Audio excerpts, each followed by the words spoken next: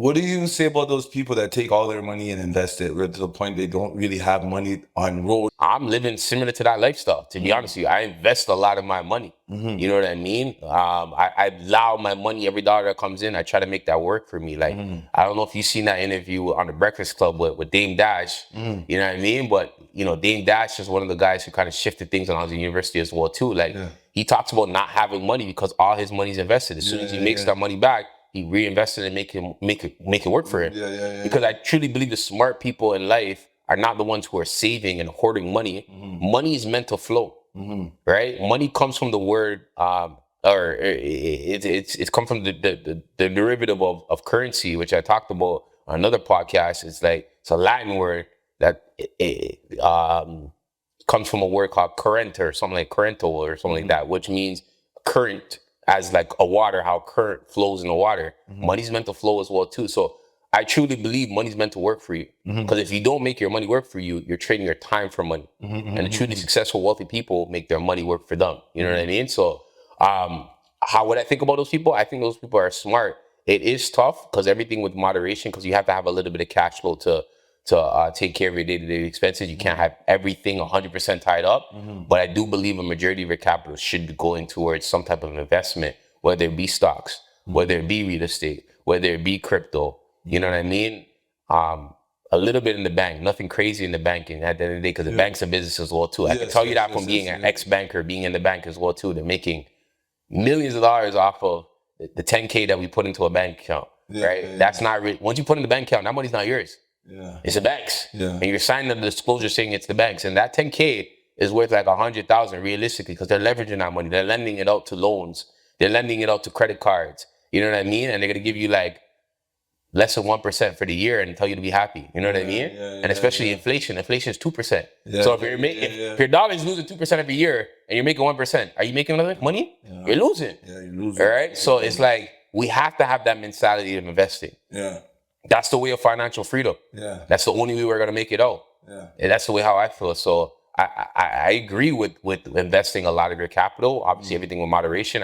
I truly believe a comfortable person or an average person should be investing 40% to 50% of your capital. If you want to be aggressive, you know, maybe 60 to 70% of your capital. But I don't think 100% of your investment is. Unless you're very like risk adverse, you know, you can handle that risk. Have you ever taken a loss that turned you away from an investment? Like I've heard of a story where, like, you know, like imagine you trying to invest for the first time and upon you taking a loss. Yo, what do you say to those people? How do you like it? I'm still going through losses, bro. You know what I mean? People I'm around too have millions of dollars worth of losses. Losses are part of the game, bro. If you can't take losses, you're not supposed to be in the kitchen. You know what I mean? Like, you're going to get burnt.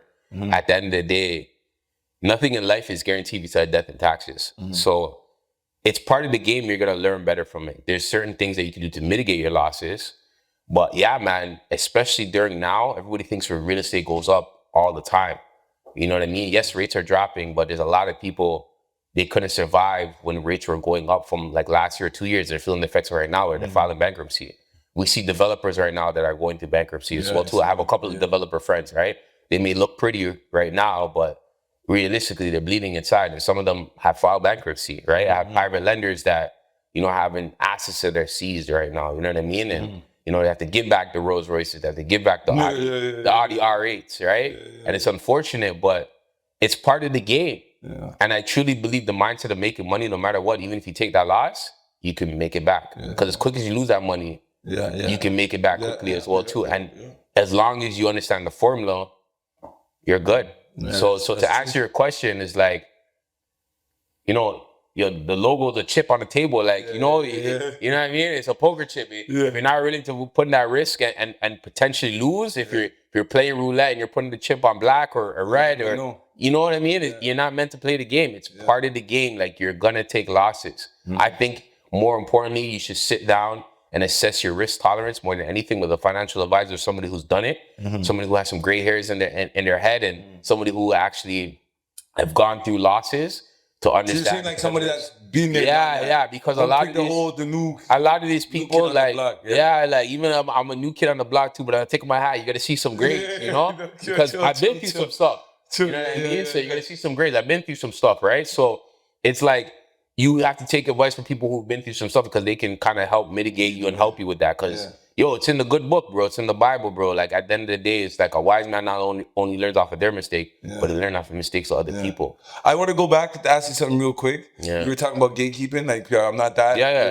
Yeah. What do you? How you feel about the people that are like, yo, man, I fucking walked this journey. I had to go through this, go through that. Yo, my game ain't free. Yeah. How do you feel about that?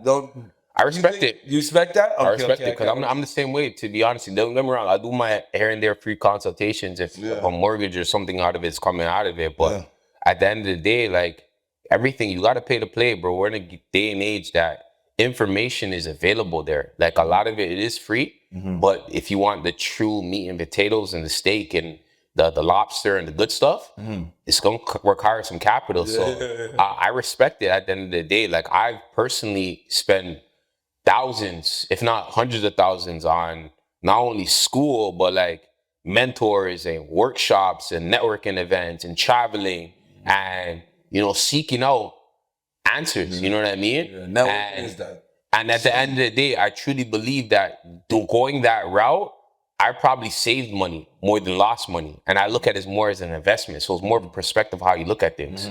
So if you're truly trying to mitigate the losses, because at the end of the day, like trying to do everything on your own, you're going to go through the tuition of, you know, losing. If we're talking about losing and failure, you're going to go through that. So I respect it. And honestly, if you want a cheat code in life, you know, if anybody that plays video games that knows the cheat codes in video games and certain games when we were playing the PS2 and PS1, like, you know, it's mentorship. It's paying to play. It's paying somebody that's been through it already that can provide that advice. And you can't look at it as a loss. It's an investment into yourself. You know what I mean? So I respect it, to be honest with you.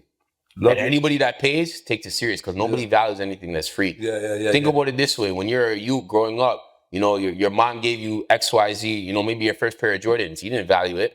But when you got your own bread, you had your first job, you put your money down, don't step on it, bro. No creases. I'm getting the shoe cleaner. I'm making sure that it's made. You're walking different. You know what I'm saying? So like, that's the mentality. So in general, if you're looking for the cheat code or easy way to get, or not easy or easier way to get to a finish line or a destination, why not learn from somebody that's gone through it and pay for it? Because you're going to value it more when you actually put your bread up at the end of the day. So I respect it.